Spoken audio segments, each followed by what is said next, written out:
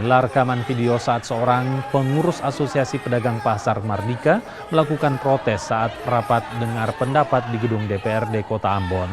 Protes ini memicu keributan hingga membuat petugas Satpol PP mengamankan warga tersebut. Rapat ini sendiri digelar untuk mencarikan solusi bagi para pedagang yang lapaknya telah dibongkar di kawasan Terminal Mardika.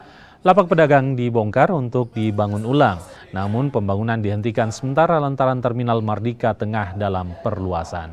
Yang pasti kita sementara berupaya untuk mencari solusi terhadap persoalan ini. Ya, tuntutan publik bahwa itu harus dibongkar saya setuju. Tapi kita bongkar mereka kemana? Itu yang harus kita pikirkan. Nah, untuk mengatur semua itu pemerintah kota tidak bisa bikin sendiri. Mesti berkoordinasi dengan Pemprov, dengan BPT, dan itu mesti difasilitasi oleh DPRD Provinsi.